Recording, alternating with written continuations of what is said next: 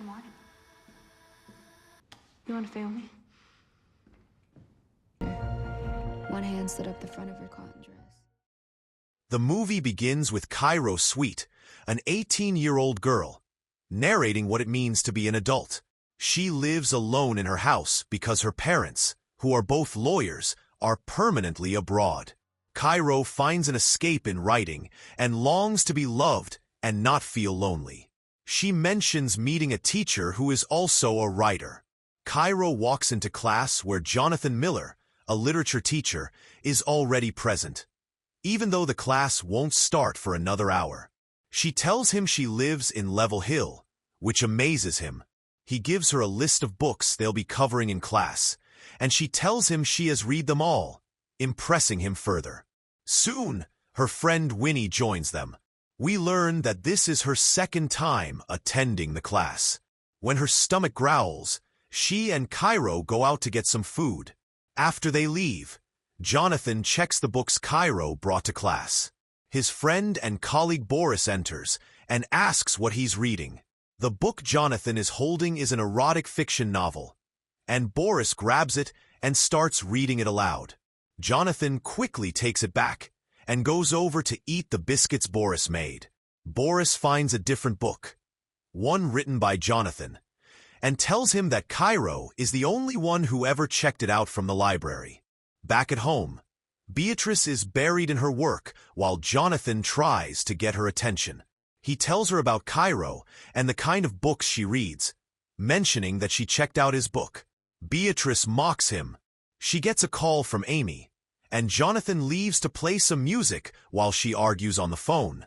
Later, they share a drink, and Jonathan starts reciting lines from a book called Under the Roofs of Paris. He kisses her, and they begin dancing and making out. But Beatrice's phone rings again, and she has to leave.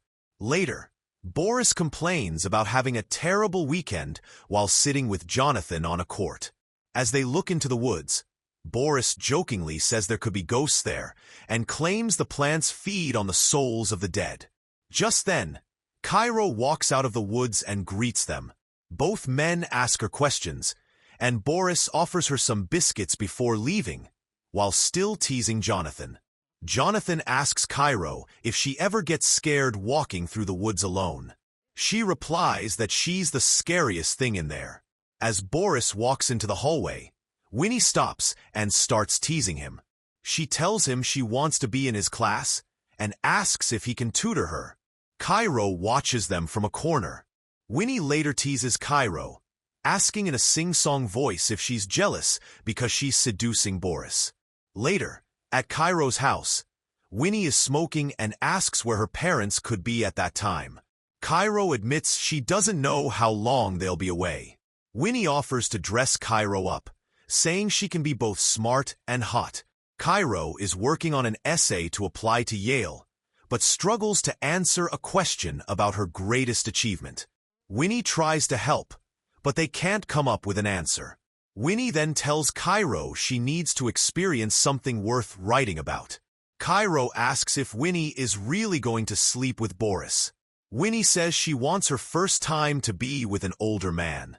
She also mentions that Jonathan looks at Cairo differently than he does at the other students, but Cairo says she doesn't believe it. In class, Cairo keeps glancing at Jonathan. He eventually asks her to see him after school. Meanwhile, Boris visits Jonathan's class and asks about Beatrice and the book she's writing. Jonathan invites him over for dinner and tells him to shower before he comes. After Boris leaves, Jonathan puts on some music and starts dancing. He turns around and sees Cairo giggling. They sit on the couch, and Jonathan asks if she's been to the scroll sessions at Sally Bunny's, a poetry salon in a Victorian village. He encourages her to attend the upcoming weekend. He tells her the reason he wanted to see her was because of a story she wrote about a reluctant spider. He even recites lines from the story, praising her talent. He offers her a jump start on the midterm assignment, to write a short story in the style of her favorite author, saying it could help her Yale portfolio. Cairo then tells Jonathan that she read his book and describes it as a grand and tragic romantic horror. She quotes lines from it. Jonathan admits it was the first thing he ever wrote, and that he hasn't written anything recently since getting married and becoming a teacher. Cairo challenges him, saying he's simply not inspired. Winnie joins them as they talk. Meanwhile, Boris, Jonathan, and Beatrice go out for dinner, where Winnie happens to be working as a waitress. Beatrice asks why their order hasn't arrived yet, and Winnie offers them a drink on the house. Boris and Winnie exchange sarcastic looks, and Winnie calls Jonathan a boring teacher, making Boris laugh. Jonathan tells Beatrice that Winnie is Cairo's friend. They start discussing Cairo, and Beatrice tells Jonathan he's better at teaching than writing. She insists that writing isn't for him. Not because he can't write, but because he stopped writing and chose to be a teacher instead. Both Beatrice and Boris agree. Jonathan is offended. On Saturday, Cairo visits the poetry salon Jonathan recommended, hoping to find him there. Soon, he joins her. She asks if he knows everyone there, and wonders if the whole thing is some kind of group therapy. A man named Elliot begins reciting a play, and the group listens in silence. After the performance, Cairo and Jonathan talk outside. He asks if she thought it would be bad. She giggles and says yes. Later, Boris and Jonathan are sitting in their usual spot when Cairo brings them coffee. Boris offers her one of his homemade biscuits.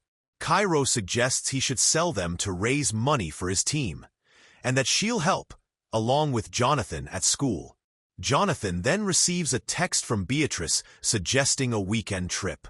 Cairo and Winnie stop by Jonathan's class, only to find him rushing out. He tells them about the trip with his wife. Cairo asks for his approval on the author she chose for her midterm. After a short conversation, he leaves. Winnie mocks Cairo for the way she talked to Jonathan, even climbing onto his desk to tease her.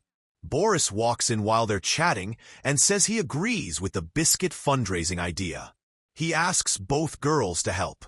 Winnie flirts and asks for his number, pretending it's to make communication faster.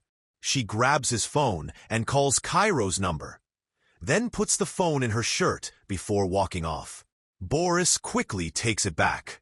Jonathan is waiting for Beatrice to finish up when he gets a call from Cairo, on her own phone. He realizes he still has her phone in his bag and agrees to drop it off at her place. When he arrives, it's raining. He asks her to come outside into the rain, and then they kiss. Later, Cairo sits at home watching TV, reflecting on what happened, while Jonathan is home with Beatrice. She apologizes for canceling their vacation. That night, after receiving Cairo's midterm story, Jonathan steps outside and reads it. The story is deeply intimate and clearly about the two of them. While reading, Jonathan begins to please himself. On Monday, Cairo waits for Jonathan in his classroom.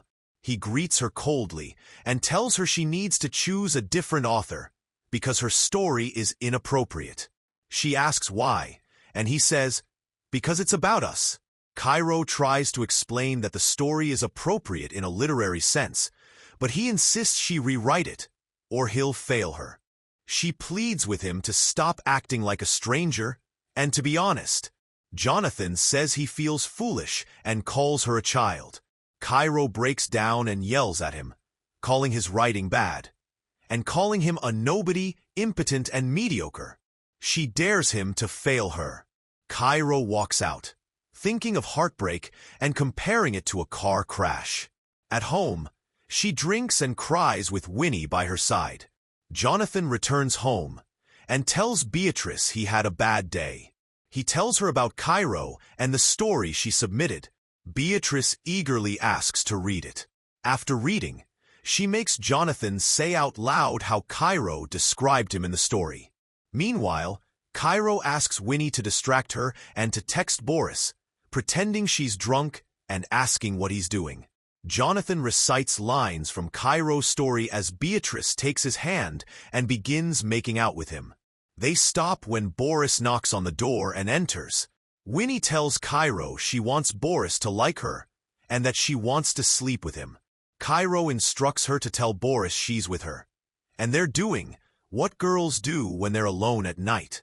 Later, Beatrice notices Boris smiling at his phone and asks who he's texting. He refuses to answer. He texts Winnie back, telling her to go to bed. Furious, Cairo tells Winnie to take off her shirt. They begin making out, and Cairo takes a photo, which Winnie sends to Boris. Earlier that day, Cairo had submitted her story to the school principal. Beatrice receives a call from the principal and hands the phone to Jonathan.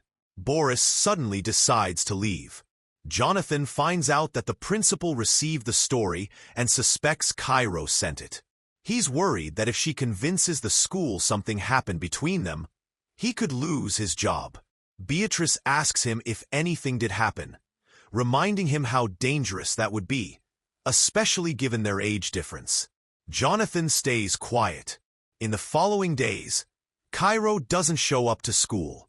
Winnie looks sad and asks Jonathan if he's seen her. He coldly says no. Both Cairo and Jonathan are called in by the principal, Joyce, for questioning. Cairo says that Jonathan gave her the midterm assignment early and that they used to talk often, before, during, and after class. She explains that he was impressed she knew who he was. Jonathan defends himself, saying Cairo is very talented and that he mentored her. He insists their relationship was always appropriate. He admits visiting her house to return her phone and missing a trip with Beatrice.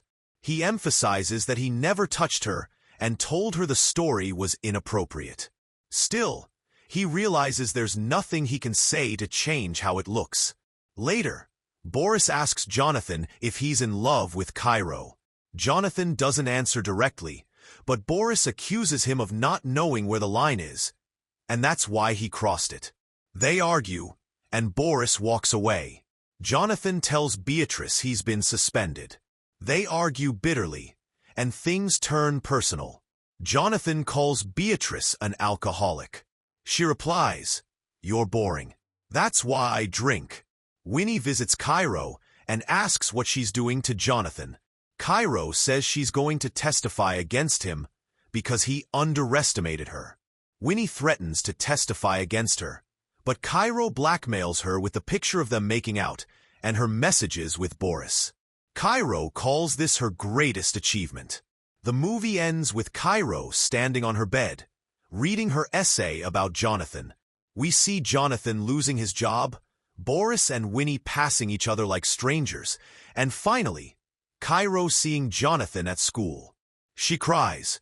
Despite her pain, she says that what happened shaped her into something new. A hero, a villain, and a writer. And with that, the movie ends. We hope you enjoyed this recap.